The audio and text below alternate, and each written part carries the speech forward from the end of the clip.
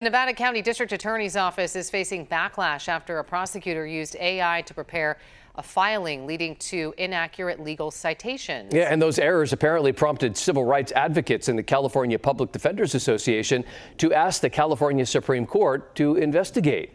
Fox 40's Noah Anderson joining us live in the studio after talking with the CPDA's executive director, Noah, about the impacts here.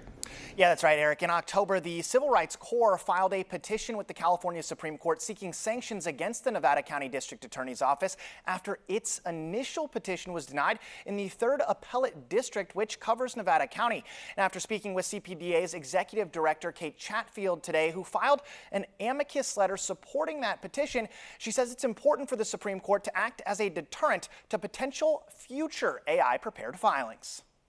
Artificial intelligence just isn't up to the task right now to do that kind of legal research and writing. That's California Public Defenders Association Executive Director Kate Chatfield's take on the use of AI to prepare legal documents. Her comments come after the Nevada County District Attorney's Office acknowledged a prosecutor used artificial intelligence in a filing, resulting in inaccurate legal citations.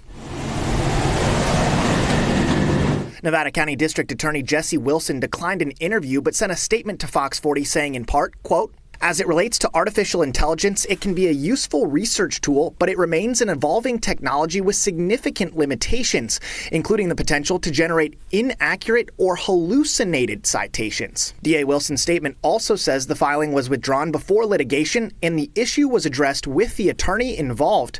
But Chatfield says those errors are high stakes. The impact is huge. When a district attorney submits fake law, that's equivalent to submitting fake evidence. That kind of mistake could determine whether a defendant is released or remains behind bars, and that's why she and the California Public Defenders Association filed an amicus letter supporting the Civil Rights Corps' petition. We would ask for really a deep dive in an independent, done independently, an investigation to see, has this happened in any other case? I mean, to do a really deep analysis, and were there negative consequences for a defendant? The petition is still pending review, but questions remain, including how many AI-generated filings in Nevada County may have been inaccurate and whether they broke the law. Meanwhile, DA Wilson says his office has now adopted an AI policy directive based on state judicial and bar guidance, provided AI-specific training for attorneys, and appointed an AI policy coordinator. He added, quote, "Our office continues to learn the dynamics of AI-assisted legal work and its pitfalls,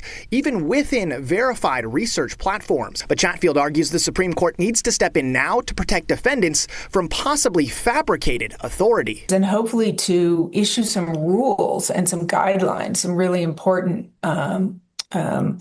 necessary boundaries around the use of artificial intelligence by prosecutors in criminal courts in California.